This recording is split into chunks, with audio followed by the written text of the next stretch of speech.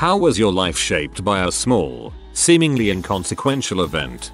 One day before homeroom in my junior year of high school, I went to hang out at my friend Mark's locker, like we all usually did every morning. I came upon our other friend Dave trying to convince Mark to join a club called Junior Achievement at their first meeting later that night. It's a young business leaders sort of extracurricular club.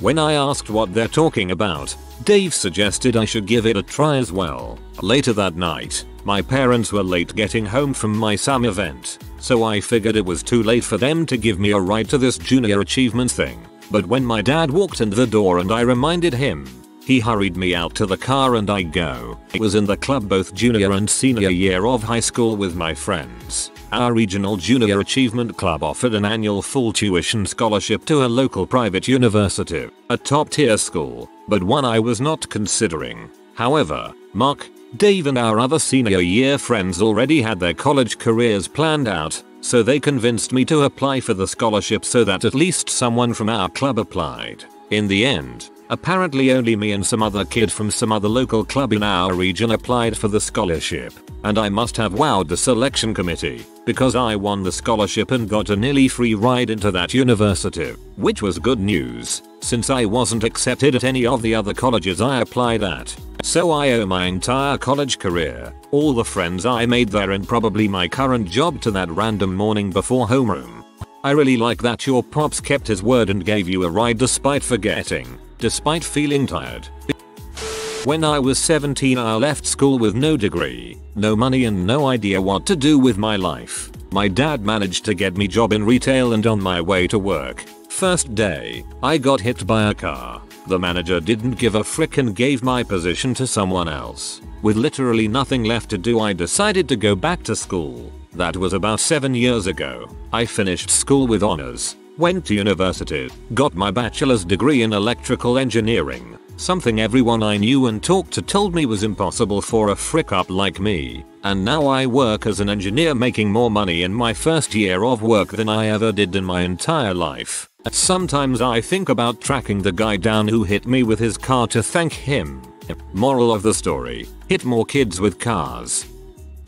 Went to the science fair in 8th grade at a local college. They picked the winners from local schools. A mutual friend introduced me to a girl who was going to go to the same school as me. We ended up in a ton of the same classes in 9/10th grade and used to joke that after high school we'd live together and work at an aquarium. Both were environmental science students. Lost touch after high school. She becomes a teacher, runs into my mom who works for the county school system. She recognized her and they got talking and she give my mom her number and says her and I should catch up. We meet up and hang out for 8+ hours. Do it again 2 days later. End up dating and getting married. Thanks science fair.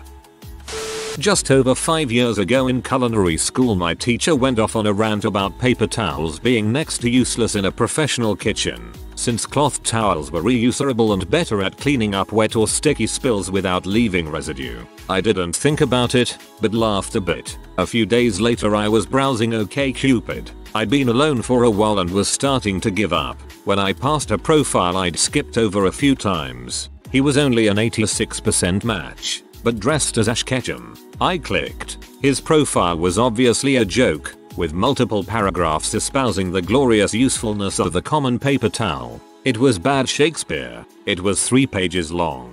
What was this guy thinking? As I continued to read I started to remember my teacher's earlier counterpoints on the superiority of the cloth towel. Out of all the things to take a side on, I couldn't believe I had the perfectly relevant counterpoint. I sent him a message detailing why his opinion was erroneous. We've now lived in China, Japan, the US and the UK together, are engaged, have 2 cats and just adopted our first dog. We keep both paper and cloth towels in the kitchen. What a silly and amazing thing to bond over, and it sounds like you both found a good bit of humor and dorkiness to fit together. I was riding my motorcycle years ago to visit a chick in Tallahassee, FL. It was 1 AM and I was trying to figure out exactly where she lived. Pre-GPS days. I got sand in my eye from the road and stopped at a red light to try and clean them out. The light went green but I sat there a few seconds cleaning my eyes. There was nobody around so I wasn't worried about blocking traffic. Right at that moment an old pose hoopty blew the red light doing almost 100 miles per hour. I am 100% positive I am still here because I got sand in my eyes. During my junior year of high school, I received a well-crafted mailer advertising an engineering summer camp at a college I'd never heard of in a different state. My mother really liked the mailer, so my parents sent me to engineering camp that summer. On the first day of camp, I arrived late to the orientation and sat on the only available seat. The guy I sat next to fell in love with me instantly. We started dating at camp.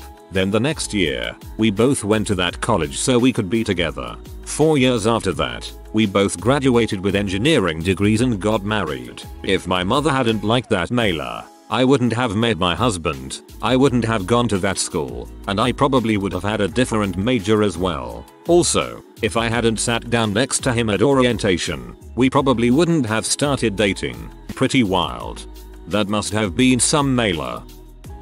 A friend from school was having an engagement party. I'd moved several hours drive away since high school and was having car trouble, so I wasn't sure I could make it. My friend gave me the name of one other person living in my new town who was also invited, a friend of her future husband. I got in contact with this guy and introduced myself, then asked if he was planning to go to the party and wanted to split the travel costs. Unfortunately, he wasn't able to make it to the party either because of work commitments. Tracking him down still turned out to be worthwhile though. Next year will be our 20th anniversary together. I was a newbie junior sysadmin at my second real job out of college. The first one had been at a startup and didn't last long, and rather than running out for lunch one day, I decided to pop down to the cafeteria. On the way, I had to walk through the building lobby, and while doing so I saw one of the senior admins talking with two guys I didn't recognize. I walked over and said hi, and it turned out that those two guys were our enterprise storage sales team from EMC, and they were there to talk about a huge SAN refresh. This was at a large company and it was going to be a fair size deal. They were about to duck into a conference room and I saw they had a bunch of Jason's Deli box lunches. I asked the senior admin if he didn't mind me sitting in on the meeting, with the goal in mind of me scoring a free lunch. The meeting was fascinating.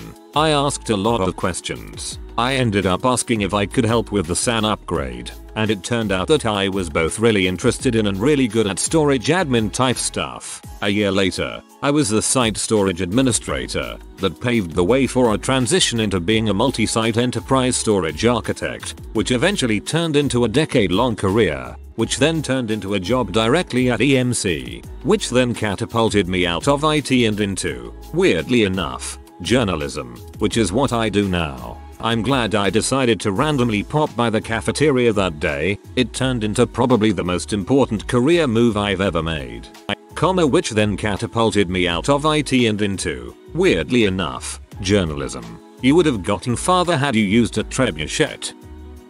If I had decided to tie my shoes when I noticed my laces were undone, I would have been run over accidentally by the woman who raised me when she hit the gas instead of the brake. Instead, I walked to the side of the car before tying my shoes and lived. In 2010, I went to a bar with 3 girls, all friends of mine from HS, to connect and have a few drinks cause one of them had just moved back into town. The girls ended up chatting and I was just sitting there doing nothing. A guy saw the situation I was in and came over and asked if I wanted to play pool with his 2 friends. Both friends were girls. I ended up playing a couple games pool and adding both of them on FB. I ended up marrying one of those girls and we've been married for 6 years now. The truest wingman. After waking up from another blackout night of drinking, I drove to the CVS at the shopping center just down the street to get some more Powerade. My hangover cure back then. There was an army guy on the sidewalk having a smoke, so I joined him for a quick cig. 4 years later I received my honorable discharge from the army, sober. Back in 1988 I went to the grocery store with my mom. Local volunteer fire department was doing a demonstration in the parking lot, so my mom let me stay and watch. Even after she went home, I was given instructions to call home on the payphone in the grocery store when the demo was done. But 30 years later I'm a firefighter paramedic and have been involved in emergency services since I was 12. I was a lonely kid in my first year in university, having just had a falling out with the first group of friends I made there. It was the second semester, and in my first class I decided to sit with a few people I knew from a previous class I had and decided to say hi. What ensued were long-lasting friendships that still persists today. I consider them as a family I never had. My friend was leaving for a trip to visit her friend in FL, so her and I planned to have a goodbye girls night out dinner. It just so happened her friend was where we were, just visiting his parents, on leave from the military. She spontaneously invited him to crash girls night out without asking me, so I was pretty annoyed at both of them the whole night. That irritating girls night out crasher? I ended up marrying him 6 years later. You really never know who you'll meet and when. Freshman year of college, I decided to hike the John Muir Trail with my dad and a buddy of mine. We spent months getting ready, shaking out our gear, getting in shape, etc. So, when my dad stepped wrong and messed his knee up and had to bail, I was really disappointed, but was going to finish without him. Until my buddy's shoes began to fall apart, after only like 40 miles, and he decided to bail too. Well, I didn't want to do the next 150 miles alone, so I begrudgingly left the trail with them. When I got home, there was an email from the professor of a drafting class I'd taken asking for people to work as TAs and graders for a machining class he was about to start teaching, and to respond by that Friday. I respond, and he's delighted to have me. Worked as a TA and his only grader for 2 years until he retired. Before he retired, he wrote me a glowing letter of recommendation, which I attached to applications when applying to internships. I got an interview, despite my below target GPA. The interviewer for one particular oil company explained, because of my TA experience and the letter of recommendation, I end up getting an internship at that oil company, and eventually a full-time job after graduation. Several years later, the company transfers me to Montana, where I bought a house and met my now fiancée. So, if my buddy had bought a little better shoes, I might be in a totally different place in life. The road not traveled, literally.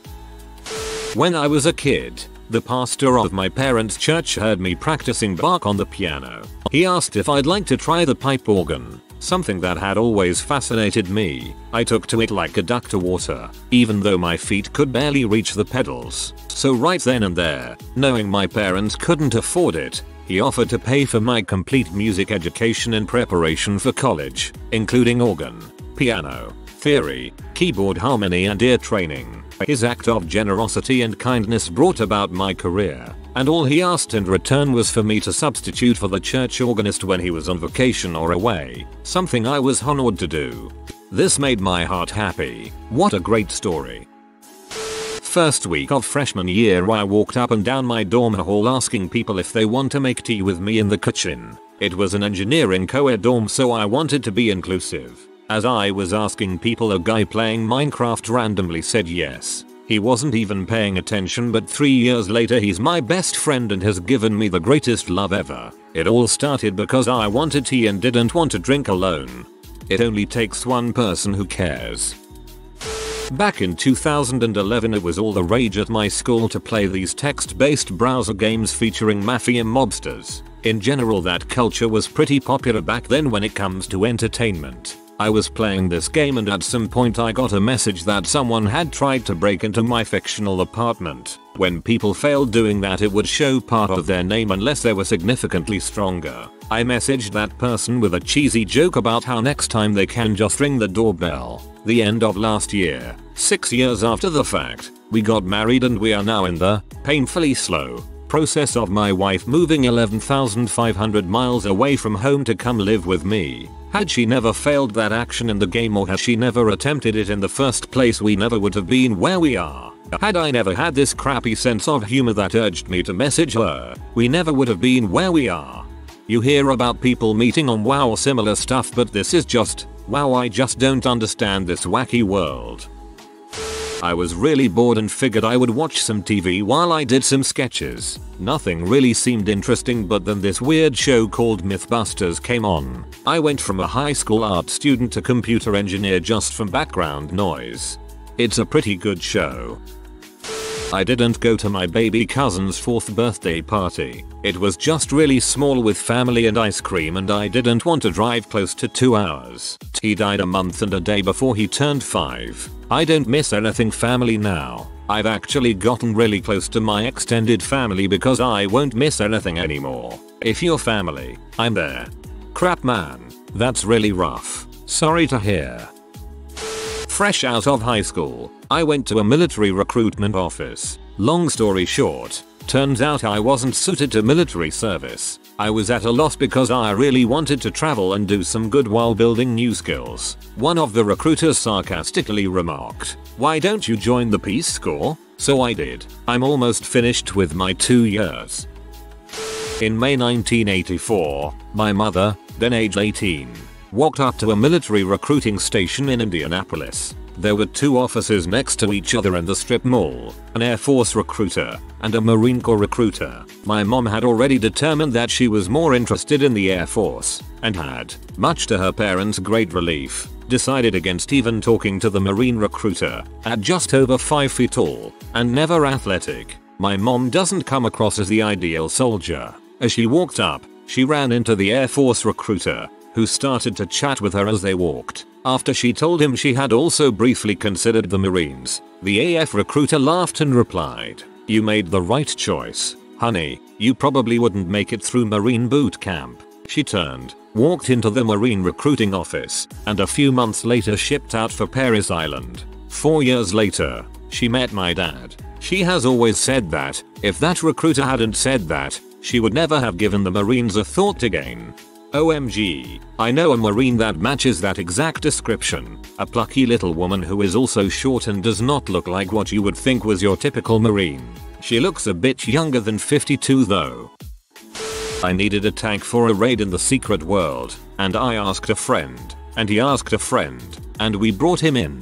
Dude was cool, and we started hanging out. 2 years later, we're engaged. I'm the happiest I've ever been in my life. He completely brought all my walls down, made me a better person. I started living again because he encouraged me to, and even if we were to end it today, I would still be a better person because of it. I met my husband in the secret world too. My mum and her friend were at a small local bar and invited me to join them. That night I semi-joked with the owner that she should hire me. Very long story short, she did. During the 7-ish months I worked there I met a lot of her friends. She turned out to be a crack addict. The bar went bust. One of her friends who I was quite friendly with offered me a trial for a job at the fine dining steakhouse he managed. I trialed. I got the job. On my first shift I met the other bartender. I thought to myself, wouldn't it be funny if he ended up being the love of my life? Spoiler alert, he is. It's been 5 years. My dad flipped a coin to decide where he'd go to next on his backpacking trip around Australia. If that coin had been the other way he'd have never met my mum and I'd never have been born. My whole life based on a coin toss. It's always tripped me out. My dad lost a coin toss, which led to him dancing with my mum. After post-graduation I was looking desperately for a job. I just finished when the economic crisis hit my country, Spain. The hardest. After months and months of sending applications and getting no replies, I finally get a chance to work in India. I had no idea about the country, like I really knew nothing about it. They were to send me to a city I hadn't heard of before. It's been 6 years now. I love it. I was looking for a job. I am working but want a change. The work is great, but the conditions, salary, hours, are not that good. I applied for 30-40 jobs in a 100-kilometer radius. Out of those I got called for 4 interviews. I managed to get to the last selection process in 2 of them but didn't get any of the jobs in the end. I am Spanish and live in Spain. One friend saw me applying on LinkedIn and suggested that I should apply for a job in another country, just for fun, to see the requirements in other countries and how greater the level was outside of Spain. Apart from Basque and Spanish, both useless in other European countries, I only know English, so countries like France, Austria or Germany seemed impossible for me. I just applied to 3 jobs, 2 in Austria and 1 in Germany. Well, Today is my last day working in my current job and I am going to Germany tomorrow and start working next Monday. That's really awesome. Hope it works out well for you.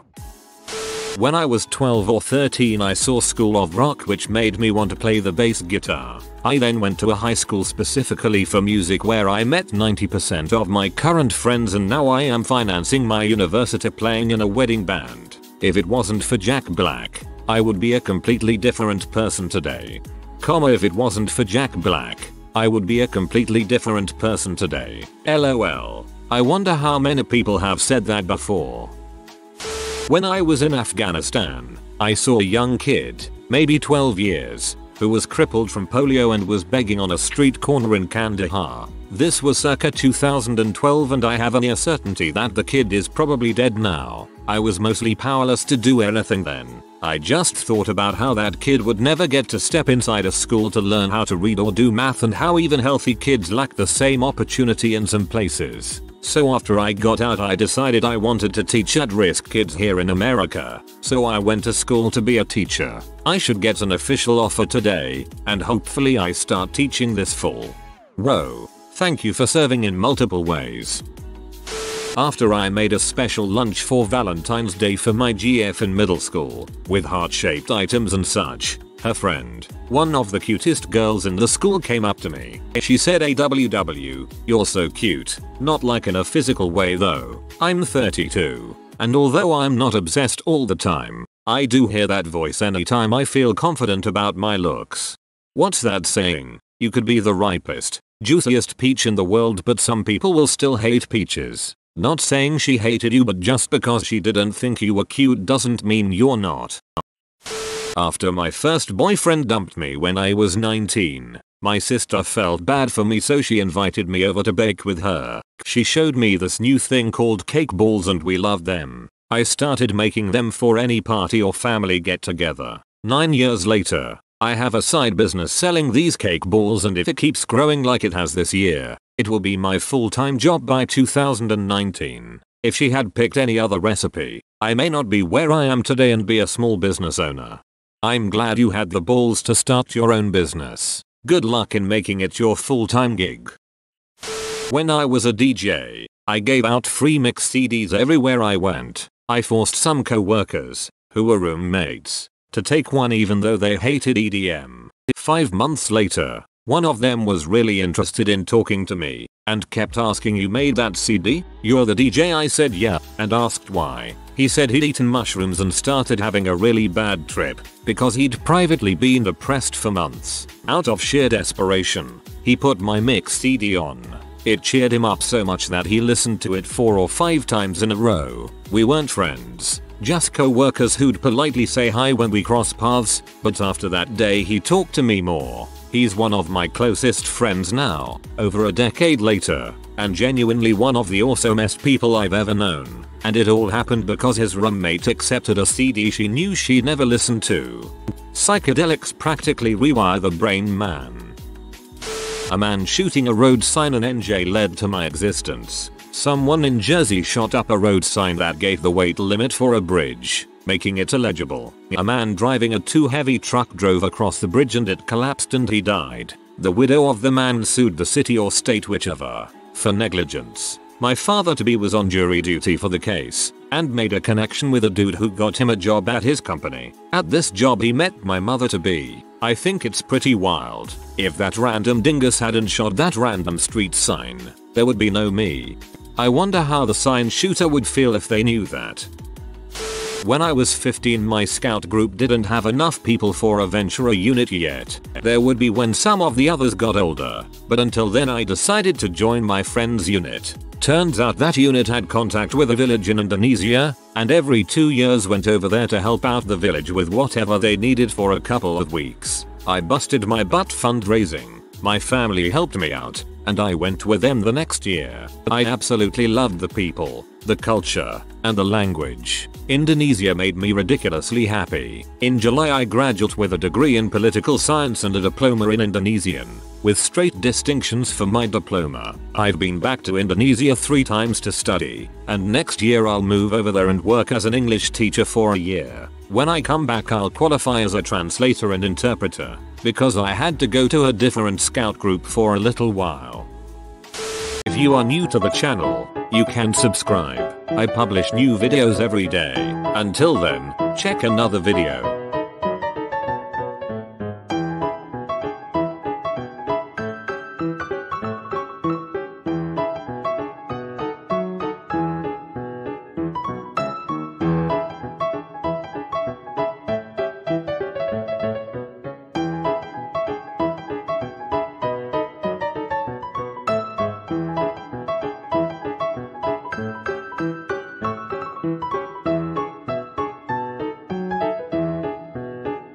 Bye for now.